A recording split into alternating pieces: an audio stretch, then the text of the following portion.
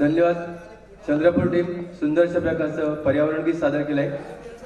दुपार सत्रानंतर मी एक गीत सादर करणार आहे. खळी लढत मित्रांनो माझ्यामध्ये आणि सदावर्ते मॅडम मध्येच आहे असं म्हणायला काहीच हरकत नाही. मी एक सुंदर गीत पर्यावरण गीत सादर करणार आहे पण जेवल्यानंतर. याच्यापूर्वी सन्माननीय या ठिकाणी आपल्याकडे ब्रँड अँबॅसेडर सिने अभिनेते जयराज नायर सर याचं जोरदारपणे आपण स्वागत करूया. आणि त्यांच्या या ठिकाणी अत्यंत अमूल्य वेळ त्यांनी दिल्याबद्दल मानवता विकास संस्था महाराष्ट्र राज्य संमेलनामध्ये सन्माननीय सुयोग सर, दीपक भोवर सर आणि आमचे मान्यवर त्यांचा या ठिकाणी सत्कार करत आहे. मित्रांनो हा कार्यक्रम अत्यंत सुंदर अशा प्रकारचा कार्यक्रम चालू आहे आणि आमचे सन्माननीय सुयोग सर उन्हामध्ये सावली देणारा माणूस असं मी त्यांना म्हणतो. उन्हामध्ये सावली देणारा माणूस ऑनलाईन उपलब्ध असणारे व्यक्तिमत्व 24/7 ऑनलाईन सुंदर सगळं काम दोन्ही आमचे पदाधिकारी आणि मान्यवर करत असतात. आणि यानंतर या ठिकाणी आपण वळणार आहोत पुरस्कारांकडे. तत्पूर्वी वाक्य मी सांगतो मित्रांनो, हा जो इथे आमच्या वसई तालुक्याने जे गीत सादर केलं होतं ते गीत आणि आता या ठिकाणी नाव आहे ना त्या साजेशी कोणती गोष्ट तुम्हाला जाणवली कोण सांगेल मला? सदावर्ते मॅडम ने सादर केलेलं गीत त्यामधील सर्व सदस्य आणि वसई तालुक्याने सादर केलेलं गीत त्यामधील सर्व सदस्य यांच्याकडे पाहून तुम्हाला या संस्थेमधील कोणता घटक आवडला? हा ड्रेस कोड नको सर त्याला. अजून याच्या पुढे जाऊन सांगा. आवाज आवाज आवाज नको त्याच्या पुढे जाता. गाण्यातला मेसेज आला अजून थोडस पुढे तुम्ही म्हणणार हे अजूनच काहीतरी पुढे सांगताय. एकाच मुद्दा अजून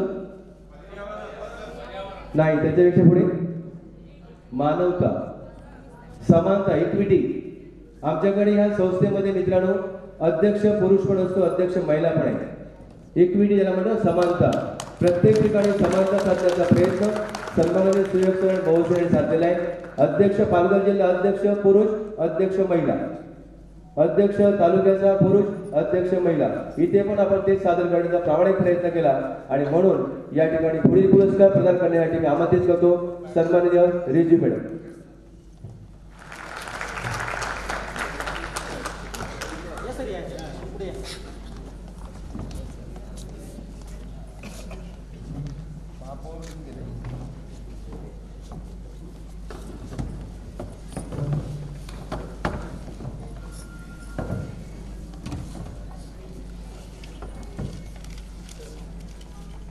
बायोडायव्हर्सिटी बोर्ड यांचं मी सहर्ष स्वागत करते. नैसर्गिक पर्यावरण संवर्धन आणि मानव विकास संस्थातर्फे जोरात टाळ्या होऊन जाऊ दे.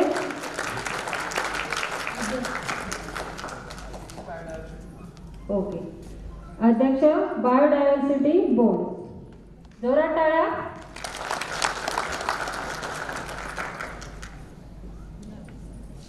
यांचा सन्मान करण्यासाठी मी रिक्वेस्ट करते सुयोग दास सर आणि खबर सर यांना.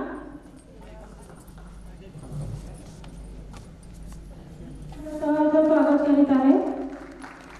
जोरदार टाळ्याने स्वागत करावे.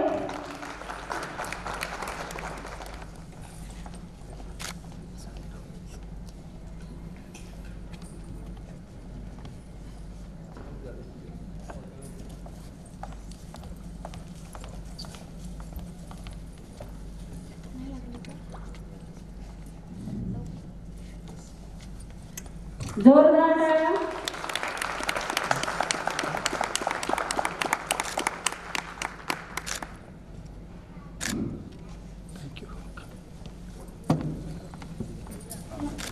तुमच्या अमूल्य वेळासाठी खूप खूप धन्यवाद पाटील सर.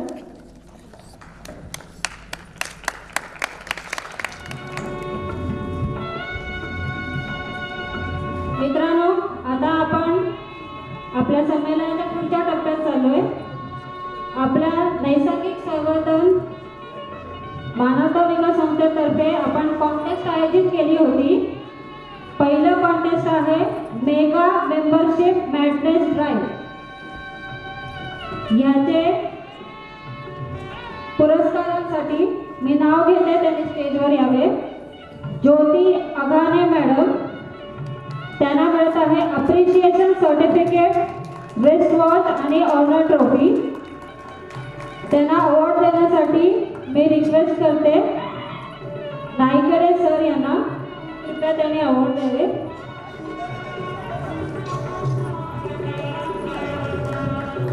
योगदान त्यांचं मेगा मेंबरशिप ड्राईव्ह असं आमचं होतं. त्याच्यात मॅक्झिमम मेंबर आणि आपल्या संस्थेशी जोडलेले आहे. जोरात टाळ्या. दुसरं नाव आहे अभय खेडकर सर. त्यांनाही मिळत आहे अप्रिशिएशन सर्टिफिकेट, रिस्पॉन्स आणि ऑनर ट्रॉफी. अभय खेडकर सर, विनंती करतो त्यांना स्टेजवर यावे. रेखा लांडे मॅडम, रेखा लांडे मॅडम. अर्चना कदम, अर्चना कदम स्वागत आहे.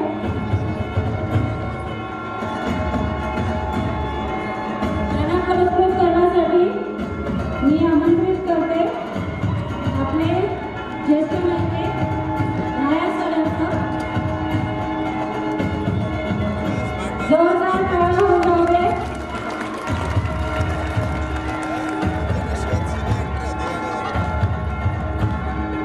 पुढचा बक्षीस आहे मनीष चौबे. त्याला भेटतं अप्रिशिएशन सर्टिफिकेट. त्यानंतर अजून एक कॉन्टेस्ट आमची होती, मेंबरशिप कॉन्टेस्ट आहे. त्यामध्ये पहिलं बक्षीस आहे Tejaswini Nagwase madam, appreciation certificate, special gift set आणि brand wireless bluetooth. Tejaswini Nagwase madam, त्यांना पुरस्कार देण्यासाठी मी आमंत्रित करते हरिविजय देशमुख सर. जोरदार टाळ्या. या कॉन्टेस्टसाठी खरंच खूप मेहनत घेतली आहे आपल्या सर्व पदाधिकाऱ्यांनी. आपल्या नैसर्गिक पर्यावरण संवर्धन मानवता विकास याबद्दल खूप कष्टाने त्यांनी जागरूकता केलेली आहे. नेक्स्ट नाव आहे प्रीती तोटावर मॅडम. त्यांनाही मिळते appreciation certificate, special gift set आणि ब्रँडलेस बाथरूम.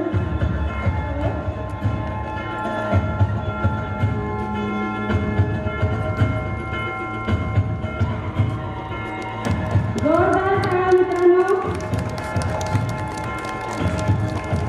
पुढचं सर्टिफिकेट आहे दीपक अभय खेडकर सर यांचं, appreciation certificate, special gift set.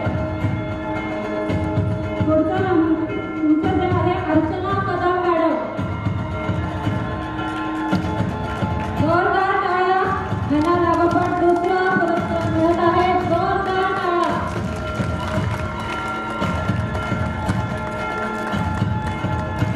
मी नाईकडे सरांना विनंती करते की त्याने पुरस्कृत द्यावे. पाटील साहेबांना मी विनंती करते की त्यांनी पुरस्कृत करावे. पुढचा आहे मनीष चौबे. त्यांनाही मिळत आहे अप्रिशिएशन सर्टिफिकेट. जोरदार टाळ्या मित्रांनो. पुढच्या कॉन्टेस्टचे नामांकनासाठी मी आमंत्रित करते बापू सर.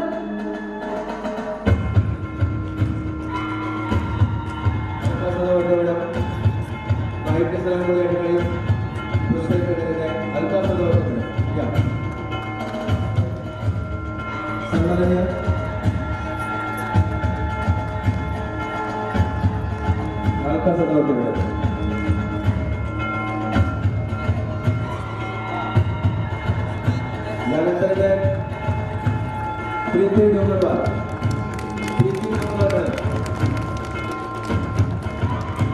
आहे रत्ना चौधरी.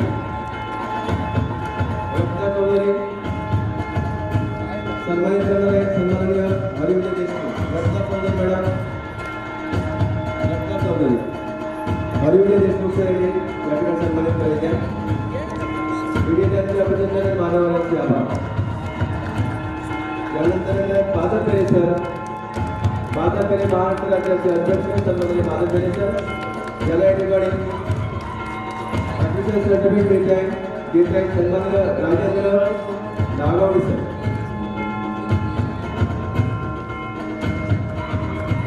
यानंतर टीमचा सत्कार आहे. टीम मध्ये तयार व्हायचे आहे चंद्रपूर मूळ टीम. चंद्रपूर मूळ टीम यायचे आहे, पटकन यायचे आहे. त्यांच्या या ठिकाणी नाईक सर, अजय देशमुख, राजेश नागोळकर, सुरेश सर आणि दीपक सर सर्वांना सन्मानित करणार आहे. चंद्रपूर टीम मूळ पटकन या. त्यानंतर या ठिकाणी हजर राहायचे आहे यवतमाळ उमरखेड. या मूल मूल मूल मूल इंटू ब्रॅकेट मूल A+ शिरा मिळालेला आहे. ऑडिट रिपोर्ट A+ शिरा सन्माननीय दीपकर आणि त्याची टीम या जिल्ह्यामध्ये जाऊन मित्रांनो आज सर्वे केलेला होता. त्यांचे प्रमाणपत्र त्यांनी केलेले उपक्रम याची सुंदर परफॉर्मन्स A+ शिरा मिळाला आहे. आउटस्टँडिंग परफॉर्मन्स आणि ऑडिट रिपोर्ट मध्ये तुम्हाला हे प्रमाणपत्र सत्कार केला जातो. यानंतर येत आहे सन्माननीय यवतमाळमधून असलेले उमरखेड A+ शिरा येणार सुद्धा आउटस्टँडिंग परफॉर्मन्स A+ शिरा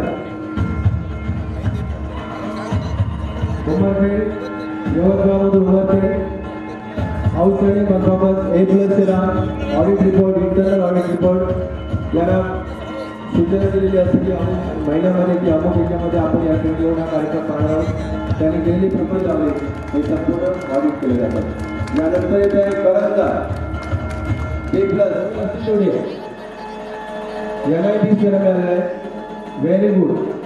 डी शिरा मिळाले. रिमार्क आहे व्हेरी गुड. कारंजा या मित्रांनो नैसर्गिक परंपरांचा विकास संस्था प्रत्येक जिल्ह्यामध्ये अटेंड काम करते. 36 जिल्ह्यामध्ये 36 या ठिकाणी जिल्ह्यामध्ये अत्यंत सुंदर आणि ऑल इंडिया लेवल या ठिकाणी काम करत आहे. आणि सुंदर असे आपले काम करण्यासाठी सन्माननीय सुयोग सर, दीपक पवार सर हे खूप छान अशा प्रकारचे मेहनत घेत आहे आणि साथ देतात आपले पदाधिकारी आणि सदस्य वर्ग. या ठिकाणी कारंजा तालुका या ठिकाणी आलेला आहे. A+ शिरा मिळालेला आहे. इंटरनल ऑडिट सर्टिफिकेट आणि व्हेरी गुड शिरा मिळालेला आहे. पुढील पुरस्कार करण्यासाठी मी आमंत्रित करतो सन्माननीय रिजी मॅडम.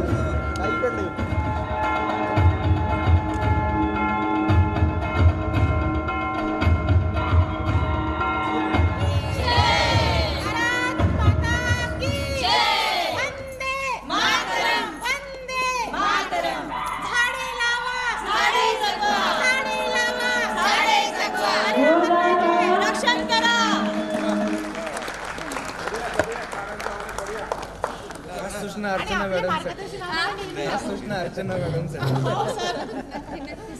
सगळ्यांचे मार्गदर्शन आम्हाला लागू. संवर्धन आणि मानवता विकास तर्फे स्टार अवॉर्ड्स साठी मी नाव घेत आहे भरत सदाशिव चव्हाण. भरत सदाशिव चव्हाण यांना पुरस्कृत करण्यासाठी मी आमंत्रित करत आहे श्री तुषार दळवी, युवा अध्यक्ष, महाराष्ट्र राज्य.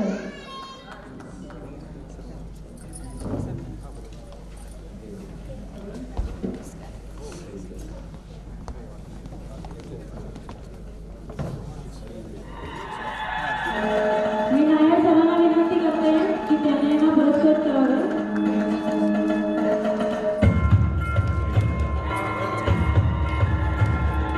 पुढचे आहेत सर्जेराव सुरेश पाखरे.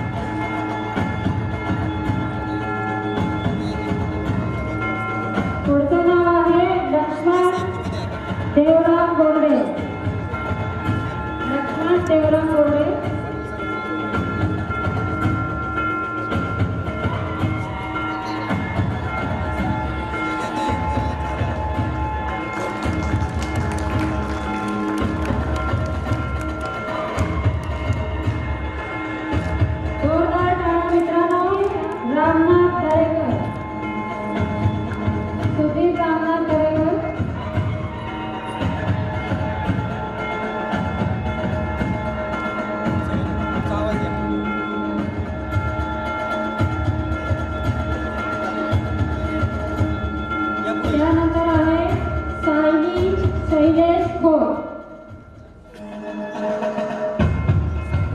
अजून आपले स्टार परफॉर्मन्स आहे दशरथ सुबडू पाटील.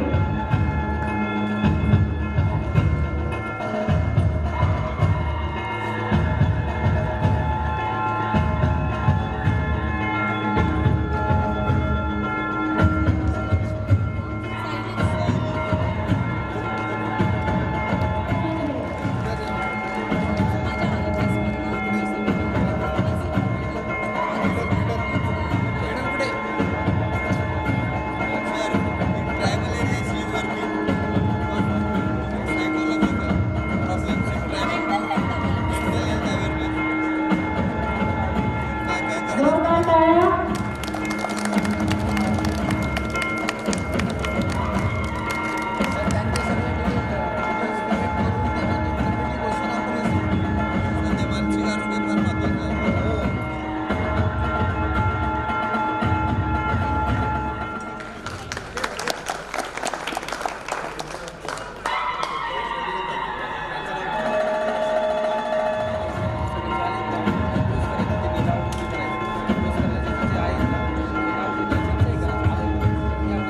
जोरात टाळ्या वाजवा मित्रांनो.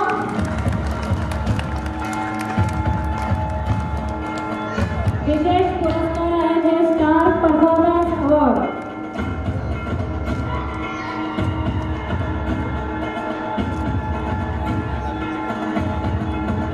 ज्योती ज्ञानेश्वर मोरया.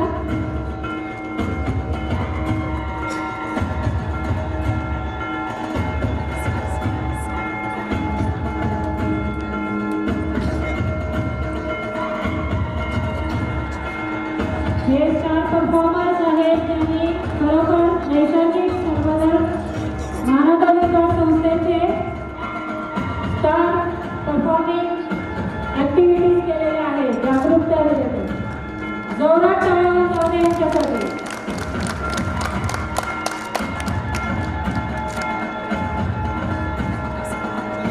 पुढे आमंत्रित करते Dayanand Vaijnath मस्कती. Sharad Kakasaheb Shinde.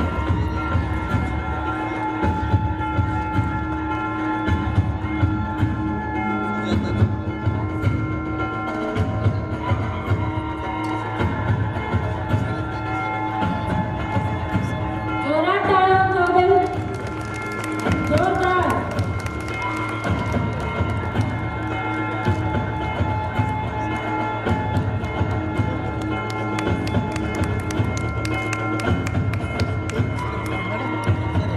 Star performing award मिळत आहे विशेष पुरस्कार.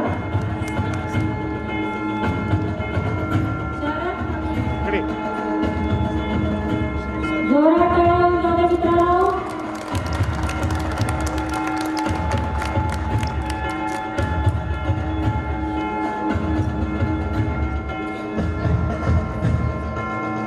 शरद शिंदे. शरद शिंदे झाले. नितीन गविपुरे. मनीषा आरिफ शेख आहेत कोण? नाही. पुढील पुरस्कार भंडारा जिल्हा अध्यक्ष प्रोफेसर भाईकर सर यांनी भंडारा जिल्हा संस्थेसाठी खूप मोठे कार्य केलं. त्यांची संस्थेची पताका कायम तेवढ ठेवणारे सन्माननीय ज्ञानदेव गणू सोनवणे विशेष पुरस्कार आले नाही. तिसरा पुरस्कार आहे हृदयज्योत संस्थेच्या संस्थापिका सन्माननीय जिल्ह्यातील उपक्रम सक्रिय सहभाग घेतल्या होत्या. त्यांचे कार्यही खूप मोठे आहे. ज्योती हरिभाऊ मुंगसे यांच्या स्मरणार्थ नितीन डोईफोडे नाही यांना विशेष पुरस्कार या ठिकाणी प्रदान करण्यात आले होते. तर lunch time sir. Lunch time. Sarjerao पाखरे या. सर्जेराव पाखरे आणि सन्मान state level ideal teacher award आहे त्यांचं गोल्ड 2021. उपस्थितांच्या ठिकाणी स्वागत आहे. मान्यवरांचे आभार. आता या ठिकाणी लंच टाइम होणार आहे आणि ज्यांना ज्या ठिकाणी स्टार अवॉर्ड मिळाले या स्टार अवॉर्ड मिळालेल्या सर्व मान्यवरांसाठी लंच नंतर एक सुंदर गीत सादर करणार आहे. प्रकाशातली तारे तुम्ही अंधारावर रुसा. बघायला विसरू नका, ऐकायला विसरू नका. सुंदर परिचित गाणं तुमच्या समोर सादर करणार आहे. लंच ब्रेक नंतर तोपर्यंत सर्व मान्यवरांनी आणि सर्व पदाधिकारी सदस्यांनी लंचच्या या ठिकाणी आस्वाद घ्यायचे.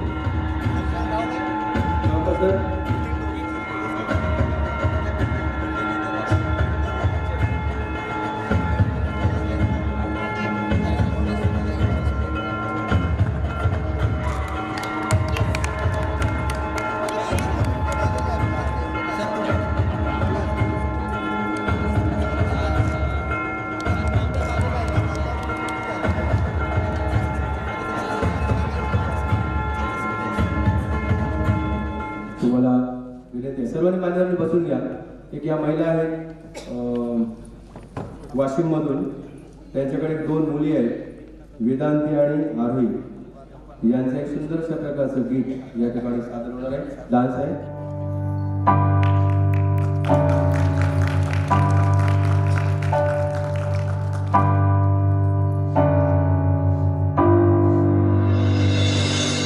मुझसे सांसों की तुझ में रवानी, मैं ना रहा तो रहेगा न पानी. मुझसे सांसों की तुझ में रवानी, मैं ना रहा तो रहेगा न पानी. मैं तेरा हिस्सा हूँ, तू मेरा हिस्सा है, मुझसे ही तू जिंदा है. ना काटो मुझे दुखता है, ना काटो मुझे बड़ा दुखता है. मैंने दिया तुमको फल फूल छाया, तू तो समझ ही न पाया. था मैं हरा फिर भी काटा गया, तुझको नजर भी न आया. निर्मोहिया है तू, बेशरम है, होता न शर्मिंदा है. ना काटो मुझे दुखता है, ना काटो मुझे बड़ा दुखता है.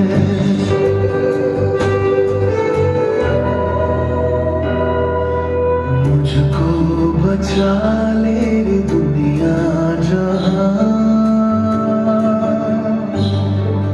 चाहूं मैं सबका भला. हर हाथ से एक पौधा नया लग जाए फिर और क्या. थोड़ी सी मिट्टी, थोड़ा सा पानी, तेरा इसमें क्या लगता है. ना काटो मुझे दुखता है, ना काटो मुझे बड़ा दुखता है.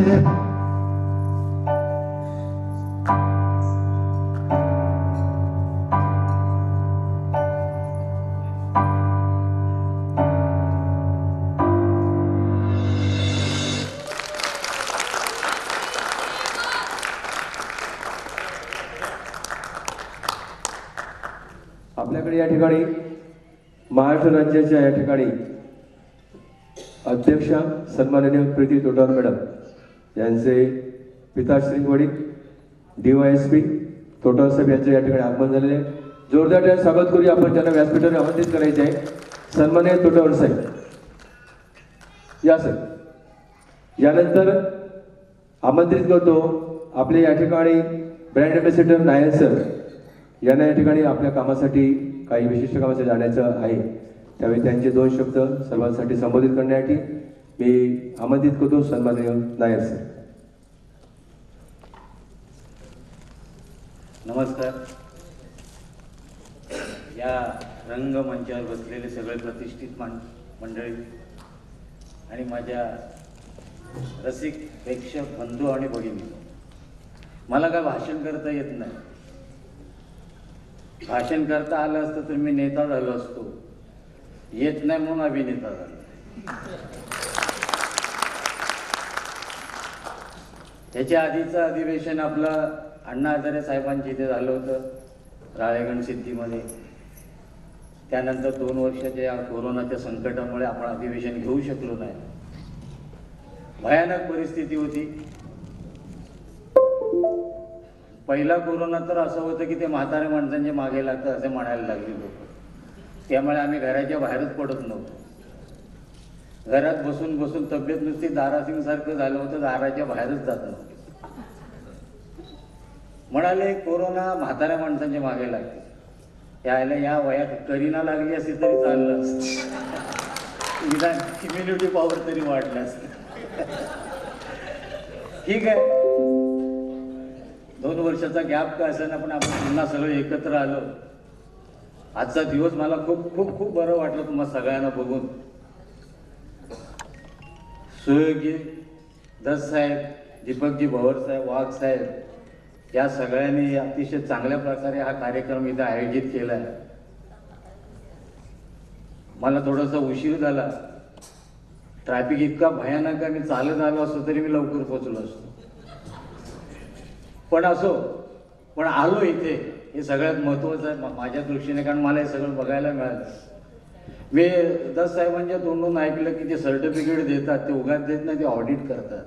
तुम्ही लावलेली झाडं जगली आहेत की नाही, वाढवली आहेत की नाही बघतात ते आणि मग सर्टिफिकेट देतात. खूप चांगलंच काम आहे सर, मला आवडलं ही पद्धत. आणि खरंच आपण जे काम करतो इथे बसलेले खरे समाजसेवक आहेत. इथे इनकमिंग नाही, आउट गोईंग आहे. स्वतःच्या खिशातले पैसे टाकून तुम्ही झाडं लावता, झाडं वाढवताय, म्हणूनच तुम्ही खरे समाजसेवक आहे. अहो आपल्यासाठी नाही आपण हे करत आहे, येणाऱ्या पिढीसाठी करतोय आपण. सध्या या कोरोनाच्या काळामध्ये ऑक्सिजन नसल्यामुळे कित्येक लोकांचा मृत्यू झाला, म्हणून आपण झाडं लावतोय. खरोखरच खूप मोठं काम करतोय, मोठं पुण्याचं काम करतोय आणि हे तुम्ही करत राहा. आज ना उद्या सरकार सुद्धा तुमची दखल घेतल्याशिवाय राहणार नाही. खरंच मला खूप बरं वाटतं. आज मला आंब्याचं झाड दिलंय, पुढच्या वेळी आंबा खाऊनच इथे येईल. मी तुम्हा सगळ्यांना पुन्हा शुभेच्छा देतो. तुम्ही सगळ्यांनी खूप छान काम करताय. मी आपला ग्रुप बघत असतो, कोण कोण कुठे कुठे काम करतं सगळं बघत असतो. मला बघून खूप बरं वाटतंय. मी कधीतरी अण्णामधनं सुरेख सरांना फोन करतो, दीपक सरांना फोन करतो. असंच तुम्ही काम करत राहा. आणि जर केव्हा तुम्हाला काय तुमचा बक्षीस समारंभ असेल तुमच्या कामाच्या निमित्ताने, मला बोलवा, मी आवर्जून येईन. फक्त माझ्या वेळेप्रमाणे तुम्हाला यावं लागेल, बोलवावं लागेल मला, पण मी नक्की येईन. तुम्हाला सगळ्यांना पुन्हा शुभेच्छा देतो. जय हिंद, जय महाराष्ट्र.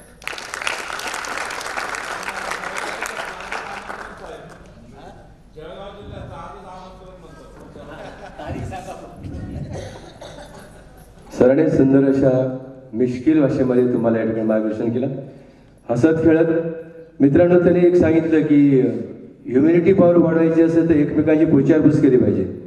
म्हणून सुयोग सर आमचे नेहमी सांगतात, गुड मॉर्निंग पाठवतात हरकत नाही, निदान कमीत कमी कनेक्टिव्हिटी तरी असते आपल्या सर्वांची, म्हणून आपण कनेक्ट राहिलं पाहिजे. आणि सुंदर अशा प्रकारचं हसत खेळत मार्गदर्शन केलं, त्याबद्दल त्यांचा आभार.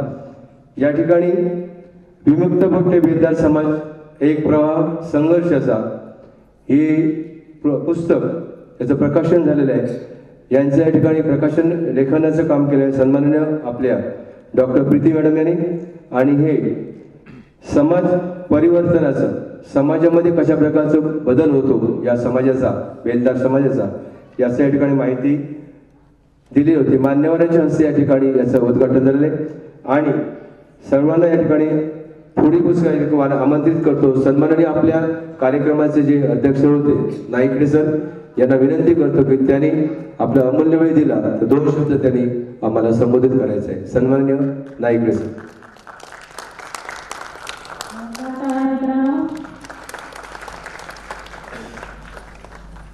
भंडारी त्याने कृपया स्टेजवर यावे. अक्षय विजय भंडारी.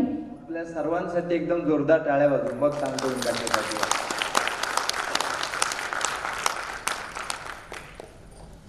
प्रथम संचलन नंतर करेल मी नामोल्लेखाचा, परंतु तुम्हाला टाळ्यासाठी वाजवायला सांगितल्या का आता प्रत्येक वक्त्याने उल्लेख केला गेले 2 वर्ष आपण अतिशय खडतर परिस्थितीतनं प्रवास करत होतो. फक्त गावापुरतं, जिल्ह्यापुरतं, तालुक्यापुरतं किंवा राज्यापुरतं नव्हतं, तर एक विश्वाच्या मोठ्या संकटामधून आपण प्रवास केला. आणि आज इथे आपण आज राष्ट्रभाषा दिन जो आहे आपला मराठी राज्यभाषा दिन, त्या निमित्ताने या सभागृहामध्ये आपण एक पर्यावरण चळवळीच्या दृष्टिकोनातून काम करणाऱ्या कार्यकर्त्यांच्या पाठीवर आशीर्वाद मना थाप देण्यासाठी आपण इथे आहात. ते पण आज जिवंत आहात. आपण जिवंत असल्याबद्दल तुम्हाला प्रथमतः टाळ्या वाजवायला सांगितल्या. कारण काय, आपण पाहिलं असेल गेले 2 वर्ष करोनाने आपल्याला कोणती विद्वत्ता पाहिली नाही, कुठली श्रीमंती पाहिली नाही, कुठलं राजकीय हस्तक्षेप पाहिला नाही, कुणी गरीब पाहिला नाही, श्रीमंत पाहिलं नाही, विद्वान पाहिला नाही, आणि अनेक जवळचे लोक आपल्यातून त्यांचं निधन झालं. आज आपण इथे आनंदाने आहोत. हे तुमची काहीतरी पुण्याई असेल. तुम्ही श्रद्धा आहे का माहीत नाही, परंतु तुमची पुण्याई तुमच्या आईवडिलांची पुण्याई असेल. आणि त्याचबरोबर तुमचं जे कार्य तुम्ही पर्यावरण रक्षणाचं, वृक्ष लागवडीचं, पर्यावरण संवर्धनाचं करतात, ती देखील पुण्यसंचय तुमच्या पाठीशी असेल. म्हणून तुम्ही या सभागृहामध्ये आज इथे उपस्थित आहात. त्याबद्दल तुमचं मनपूर्वक अभिनंदन. विशेषतः आजच्या या राज्यस्तरीय पर्यावरण संमेलन 2021-22 गेले 2 संमेलनं आपण छोट्या प्रमाणावर किंवा अशी अडखळत केली या कोरोनाच्या परिस्थितीमुळे. तो चांगला निर्णय होता. विशेषतः आजच्या संमेलनाचं आयोजन करण्यामध्ये ज्यांचा मोठा सिंहाचा वाटा असतो ते तुमचे आदर्श महाराष्ट्र भूषण संस्थापक अध्यक्ष आदरणीय सुयोग धस साहेब. त्याचबरोबर आज सकाळपासून पाहिलं असेल आपण स्वतः जसं वधूपित्यासारखी भूमिका जे राबवत आहेत, ते प्रत्येकाला फोटोमध्ये या म्हटलं तरी ते पाठीमागे दुसरंच काहीतरी काम करत होते. ते माझे मित्र आदरणीय दीपक पवार साहेब, त्याचबरोबर सचिन वाघ साहेब, त्याचबरोबर तुमच्या सर्व त्यांची टीम मधले जे लोक आहेत, श्रीमती नीता लांडेताई, स्नेहलता चौधरी मॅडम, अभय खेडकर, दीपक ठाकरे, प्रीती तोटावार, तेजस्विनी नागोसे, डॉक्टर वंदना पोटे, आसिया रिझवी आणि श्रीमती स्वाती सोनवणे, आणि बादल बेले, प्रकाश कदम आणि दिनेश चिमोटे, अक्षय कांबळे, आकाश भोगसे, संतोष चौगुले, तुषार दळवी, सर्वांचा नामोल्लेख यासाठी केला का संघ आणि त्याला इंजिनची भूमिका आपण म्हणत असतो. संघ इतका चांगला असल्यामुळे आपण सर्व विविध जिल्ह्यातून इथे आलेला आहात.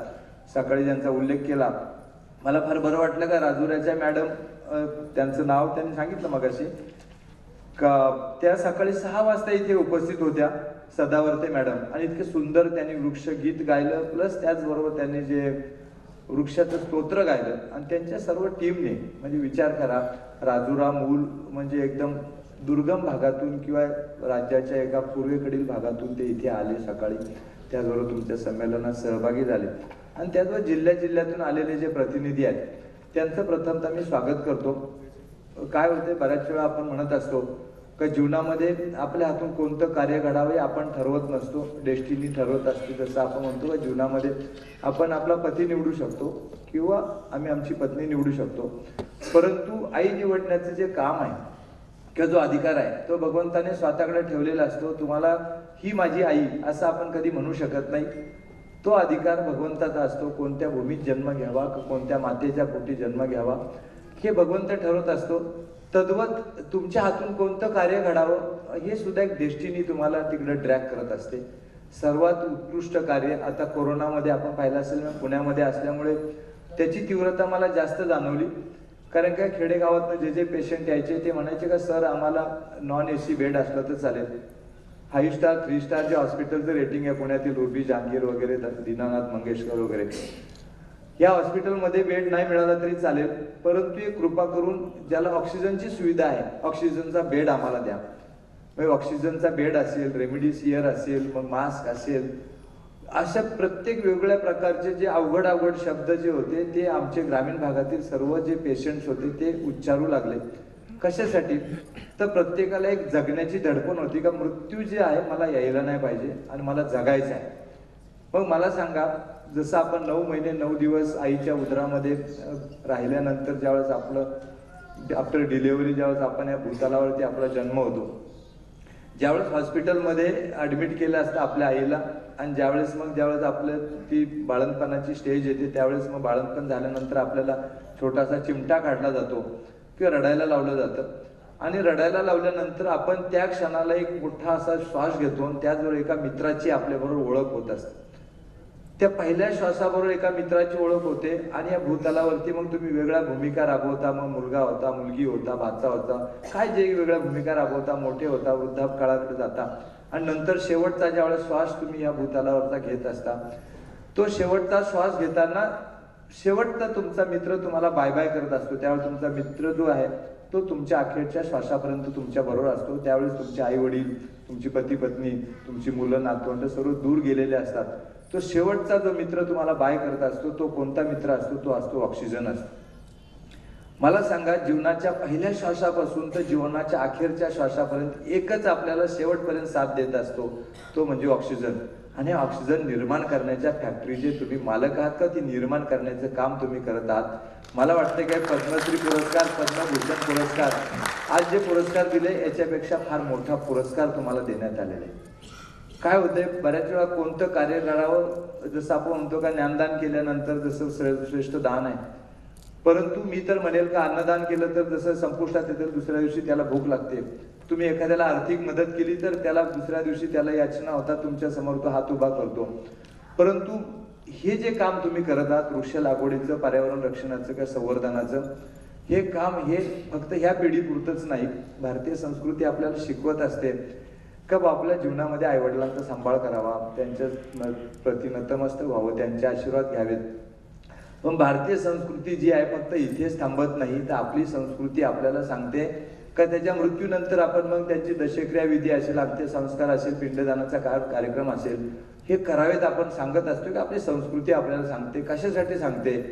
तर मृत्यूनंतर देखील त्या आत्म्याला सद्गती मिळावी, त्याचा आत्मा पंचतंत्रात विलीन व्हावा, भगवंताने त्याला चरणाजवळ सामील करून घ्यावं किंवा चरण विलीन करून घ्यावं, अशा प्रकारची याचना आपण वेगळ्या विधीच्या माध्यमातून करत असतो. ही आपली भारतीय संस्कृती सांगते. जसं त्यांनी सांगितलं मगाशी, नायर साहेबांनी देखील सांगितलं की मला आंब्याचं रोपटं दिलेलं आहे. कुणीतरी पूर्वजांनी काहीतरी वृक्ष लागवड केलेली आहे, कुठेतरी झाडं लावलेली आहेत, त्याच्यामुळे ऑक्सिजन निर्माण झाला. आज आपण आनंदी आहोत, त्या ऑक्सिजनच्यामुळे आपण जिवंत आहोत.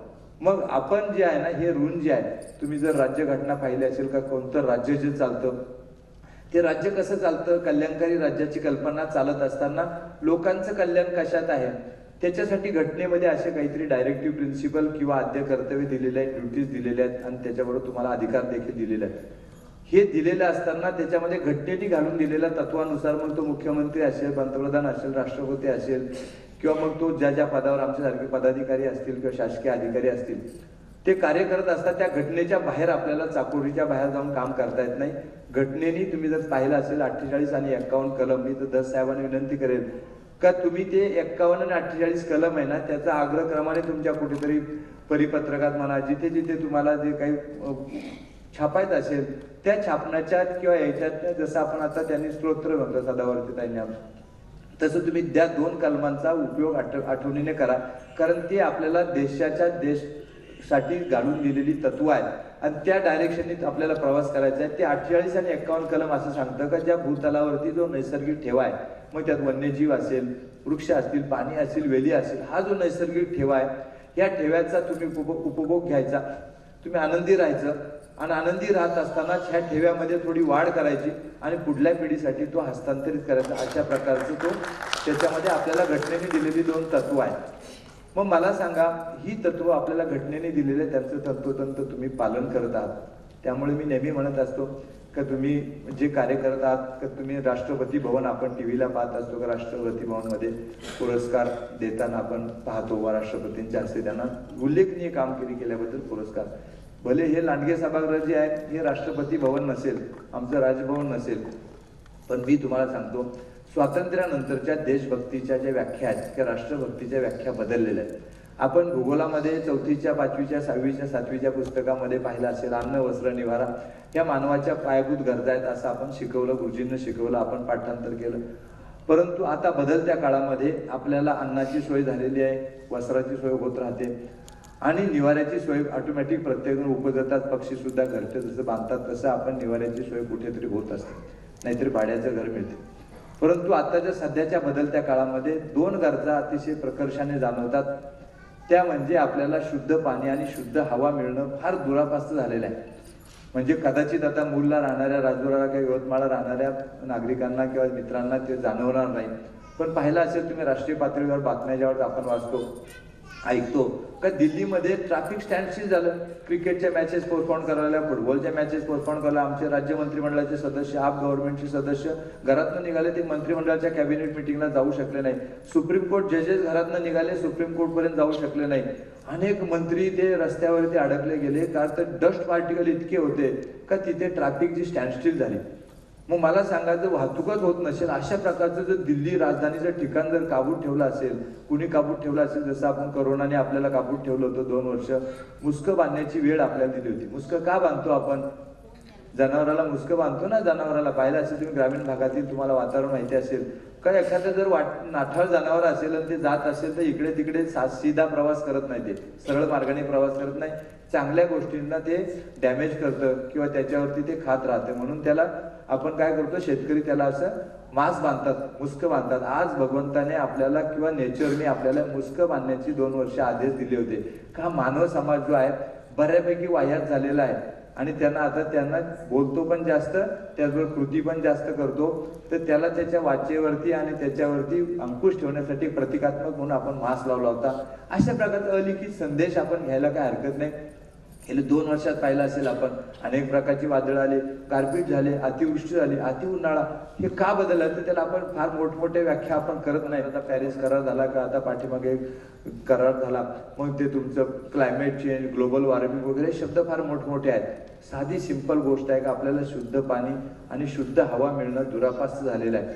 आणि ते सर्वांचं जे मेन कारण असेल त्या भूतलावरती, जसं आपण म्हणतो का कर्णाचा पराभव केव्हा झाला, कर्णाचा शेवटपर्यंत पराभव झाला नाही. महाभारत सिरियल किंवा आपण मालिका पण पाहिली असेल, वाचलं देखील असेल का, जोपर्यंत त्याच्याकडे कवच कुंडल होते तोपर्यंत कर्णाचा पराभव झाला नाही. परंतु मग तो अनेक गोष्टींमुळे त्यांनी जे कवच कुंडल त्यांनी काढून दिले, एक एक कवच कुंडल गेल्यानंतर शेवटी मग कर्णाचा पराभव झाला. तसे या भूतलावरती जे काही कवच कुंडल आहेत, मग त्याला आप, तेज, वायू असेल, जल असेल, ही कवच कुंडल, पृथ्वीची कवच कुंडल हळूहळू काढून घेण्यात आली. आणि आज जसं तुम्ही सांगितलं की वसुंधरा पुरस्कार दिला, अमुक पुरस्कार दिला, ही वसुंधराचं संरक्षण जे आहे ना, प्रोटेक्शनच धोक्यात आलेलं आहे. मग आता स्वागत गीत पाहिलं असेल, त्यांनी पॉप्युलेशन एक्सप्लोजनचा मोठा संदेश त्यांनी दिला का लोकसंख्या वाढीमुळे संपूर्ण वसुंधरा धोक्यात आलेली आहे, की हे पर्यावरण धोक्यात आलेलं आहे. सांगण्याचं तात्पर्य आहे, मूळ मुद्दा का तुम्ही जे काम करत आहात ते सर्वोत्कृष्ट आहे. थोडं जसं त्यांनी सांगितलं का सध्या नायर साहेबांनी आमच्या का याला इथे आउटगोइंग आहे, म्हणजे स्वतःचे पैसे खर्च करून, स्वतःला पोटाला चिमटा देऊन, श्रम, त्याचबरोबर पैसा आणि त्याचबरोबर वेळ, हा सर्व गोष्टींचा त्याग करून तुम्ही ह्या कार्यामध्ये उतरले आहात का, घेत आहात. हे मोठं राष्ट्रकार्य आहे. कारण का जसं सीमेवरती सैनिक रक्षण करतात, जसं आता युक्रेनचं आणि रशियाचे युद्ध चाललंय, सीमेवरचे रक्षक जे आहेत ते आपले सैनिक आहेत. ते सैनिक आहेत म्हणून आपण आनंदी आहोत की आपले दैनंदिन व्यवहार सुरळीत चालतात. मी तर म्हणेल एक कल्पना, मी रघुनाथ माशेलकर आणि आपले भटकर सर आहेत, विजय भटकर, संगणक तज्ज्ञ, पुण्यामध्ये आमची 4-5 वर्षापूर्वी एक मिटिंग, 4 वर्ष झाले आमची एक मिटिंग झाली पुणे युनिव्हर्सिटीमध्ये. आणि आम्ही एक विचार मांडला का सीमेवरती जसे आपले सैनिक रक्षण करतात म्हणून आपली समाज व्यवस्था आनंदी आहे. आज मला सांगा, आज आपण इथे आनंदी आहोत. कशामुळे आनंदी आहोत तर कोरोना मुक्ती झाली, आज ऑक्सिजन मिळतो आपल्याला, ऑक्सिजन त्याचं घेतो आपण, म्हणून आपण आज आनंदी आहे का दैनंदिन व्यवहार आपण करत असतो. ज्यावेळेस आपण डिप्लिशन होतं, ऑक्सिजन लेवल आपण डॉक्टर चेक करतात, त्यावेळेस आपल्याला वाटतं का आता शेवटच्या घटका आपण मोजत आहोत. तद्वत जर आपल्याला आनंदी राहायचं असेल, समाज व्यवस्था आनंदी राहायची असेल तर ऑक्सिजनची निर्मिती करणं अत्यंत आवश्यक आहे. म्हणून मी म्हटलं होतं त्यांना, सरांना, तो विचार आम्ही शासनाकडे देखील मांडला का वृक्ष लागवड, वृक्ष संवर्धन आणि पर्यावरण रक्षण ही देखील राष्ट्रभक्ती आहे. आणि ती देखील म्हटलंय, म्हणजे मूळ राष्ट्रभक्ती किंवा स्वातंत्र्य सैनिक किंवा स्वातंत्र्याच्या अगोदरची राष्ट्रभक्ती कमी आम्ही म्हटलं नाही, परंतु वृक्ष लागवड करणं ही देखील राष्ट्रभक्ती आहे. तुम्ही देखील ह्या सभागृहामध्ये बसलेले सर्व राष्ट्रभक्त आहात, म्हणून तुमच्यासाठी मी टाळ्या वाजवा सांगितलं. पुन्हा एकदा टाळ्या वाजवा, त्याच्याबद्दल तुमचं अभिनंदन करतो. त्याचबरोबर दुसरी गोष्ट त्यांनी सांगितलं होतं का आता ते पॉप्युलेशन एक्सप्लोजन, त्यांनी जसं त्या गीतातून सांगितलं, गेले 4-5 महिन्यापूर्वी मला फिनलंडला जाण्याची संधी मिळाली, शासनातर्फे मी गेलो होतो. तसे तर 7-8 देशामध्ये मी जाऊन आलो, पण फिनलंडमध्ये गेलो होतो. फिनलंडमध्ये यासाठी सांगतो तुम्हाला, उदाहरण यासाठी दिलं का जगातला सर्वात सुखी देश किंवा आनंदी देश म्हणून फिनलंडचा गेले 3 वर्षाचा रेकॉर्ड आहे. Earlier Bhutan was happiest country in the world, पण गेले 3 वर्षापासून फिनलंड हा देश सर्वात आनंदी सुखी मानला जातो. म्हणजे ज्यावेळेस तिथे गेलो आम्ही, पाहिलं तिथे त्या संपूर्ण फिनलंड हा आनंदी का आहे, तर तिथली नैसर्गिक पर्यावरण जे आहे ते समृद्ध आहे. त्याचबरोबर तिथं लोकसंख्या अत्यंत कमी आहे. म्हणजे पुण्याची लोकसंख्या पाहिली एका शहराची तर 55 लाख आहे, संपूर्ण फिनलंड देशाची लोकसंख्या ही 55 लाख आहे. म्हणून त्यांनी जो वृक्षगीतामधून, त्या स्वागत गीतातून संदेश दिला का लोकसंख्या कंट्रोल करणं, आटोक्यात आणणं फार महत्त्वाचा भाग आहे. कारण हॅव्ज आणि हॅव नॉट मध्ये फार फरक आहे, त्यामुळे तो स्ट्रगल जास्त आहे. म्हणून तुम्ही जे कार्य करत आहात ते अतिशय उत्कृष्ट कार्य, विशेषतः तुमची जी काही टीम आहे त्यांचं कार्य असंच राहावं. आणि त्याच्यासाठी मग अण्णा हजारे साहेबांचं मार्गदर्शन, आमच्या सारख्यांची मदत असते. तुम्ही आता बाहेर, तुम्ही लंच ब्रेकमध्ये बाहेरचे प्रदर्शन आमच्या लोकांनी मांडलेले, आमचे वन विभागाचे काही अधिकारी इथे आहेत, तर त्यांनी जे मांडलेलं आहे ते त्याच्यासाठी तुम्हाला ते का प्रतिकात्मक आहे. असे जवळपास 50 ते 60 आमचे पोस्टर्स आम्ही तयार केलेले आहेत. मी स्वतःहून त्यामध्ये रस घेऊन केलेला आहे. ते तुम्ही पहा का तुम्ही इथले भाषण किंवा विचार तुमच्या लक्षात राहतील नाही राहतील माहित नाही, पण तिथं तुम्ही रमत असताना तुम्ही फोटोग्राफ्स घ्या, पाठीमागे वळून पहा का आज आपण 21व्या शतकामध्ये पर्यावरण रक्षणाचा किंवा वृक्ष लागवडीचा संदेश देतो. आमच्या माऊलींना 750 वर्षापूर्वी, 725 आता समाधीला झाले, त्याच्या अर्लियर त्यांचं 22 वर्षाचं वय, म्हणजे जवळपास त्यांच्या त्या 750 वर्षापासून माऊलींना जो संदेश दिलेला तो असेल, आमच्या तुकोबारायांचा असेल, आमच्या नामदेव महाराजांचा असेल, आमच्या एकनाथ महाराजांचा तो संदेश तुम्ही पहा का प्रत्येक संतांचं. कारण आपली संस्कृती जे फार आपल्याला वेगळा काही संदेश त्यांनी दिलेला आहे. जसं आता पाणी वाचवा, तुमचं जे कार्य जर पाहिलं असेल, तुमचं जे फक्त तुमच्या संस्थेचं टायटल जरी तुम्ही जर काळजीपूर्वक वाचलं असेल, ते इतकं मला भावलं. भले त्याच्यामध्ये बदल करावा लागला, राष्ट्रीय शब्द काढावा लागला वगैरे, तो भाग सोडून द्या तुम्ही, परंतु त्याचं तुमचं टायटल जरी वाचलं तर तुम्ही पहा त्याच्यामध्ये म्हटलं नैसर्गिक पर्यावरण. आज ऑर्गॅनिक फार्मिंग असेल किंवा नैसर्गिक, आपण पाहतो का हरियाणामध्ये एक ट्रेन फक्त जाते, कॅन्सर ट्रेन म्हणून तिचा उल्लेख आपण करतो. काय हा उद्योग काय आहे, तर because of our food habits, पाण्याची अशुद्धता, हवेची अशुद्धता, आणि मग हे नैसर्गिक पर्यावरण हा जो शब्द आहे, पर्यावरणच नाही तर त्याच्यावर नैसर्गिक पर्यावरण हा शब्द आहे. त्याचबरोबर तुम्ही म्हटलं मानवता विकास, ह्युमॅनिटी डेव्हलपमेंट हा मोठा कन्सेप्ट आहे का फक्त याच्यापुरतंच तुमचं कार्य नाही वृक्ष लागवडीबाबत, तर तुमचा व्यक्तिमत्व विकास किंवा मानवतेचा विकास होण्याचे जो 2 शब्द तुम्ही जे गुंफलेले आहेत ते अतिशय आताच्या सध्याच्या बदलत्या काळामध्ये अतिशय योग्य आहेत. तर मूळ मुद्दा सांगत होतो, आमच्या ते बाहेरच्या पोस्टरचा सामाजिक वनीकरण विभागाने जे प्रदर्शन लावलेलं आहे ते आवर्जून पहा. का साधी उदाहरणं पहा. माऊलीनं त्यावेळेस सांगितलं का वृक्ष हा जसं म्हणतो ना, नशे रावळी नशे मंदिरी, देव आहे वृक्षाची अंतरी. तिथं माऊलीनं त्यावेळेस सांगितलं की आई जशी एखाद्या मुलावरती प्रेम करत असताना दुसरा मुलगा जर अपंग असेल किंवा एखादा डिसेबल असेल, फिजिकल चॅलेंज असेल, तर त्याच्यावर कमी प्रेम करते असं कधी होत नसतं. आई या मुलांवरती सारखंच प्रेम करत असते. तसं आमच्या बाहेरच्या पोस्टमध्ये पाहिलं असेल, माऊलीनं त्यावेळेस सांगितलेलं आहे का जो खांडावया घाव घाली जरी लावणी जयाने केली, दोघा एकची सावली वृक्ष द्यायचा. म्हणजे जो कुऱ्हाड घेऊन त्याला तोडणार आहे 15-20 मिनिटांनी, तो देखील ते कुऱ्हाडीला शार्प करण्याचं काम त्या वृक्षाखालीच करतो, त्याला देखील वृक्ष सावली देत असतो.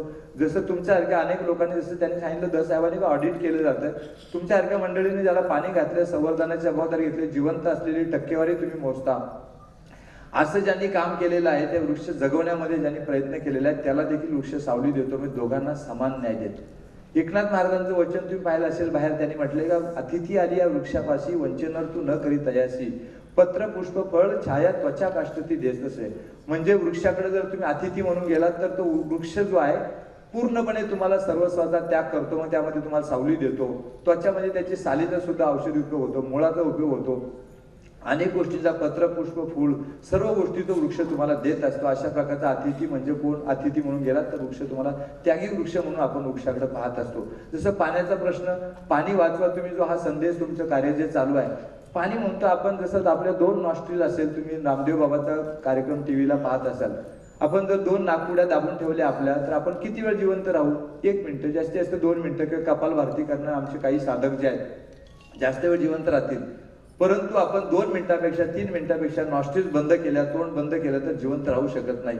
असे असताना मग मला सांगा का तुम्ही ते हवेला जीवन म्हटलं नाही, पाण्याला जीवन म्हटले. का म्हटलं? हा विसंगती का आहे? हे विज्ञानाला पडलेलं कोडं नाहीये, तर आमच्या महाभारतामध्ये त्यावेळेस ते महाभारतामध्ये उत्तर दिलेलं आहे. अन्नात भवंती भूतानी पर्जन्यात अन्न संभव यज्ञात भवंती पर्जन्य कर्मे समुद्र भवा. म्हणजे यज्ञापासून कर्मापासून यज्ञ, यज्ञापासून पाऊस, पावसापासून अन्न निर्मिती, अन्नापासून सजीव निर्मिती.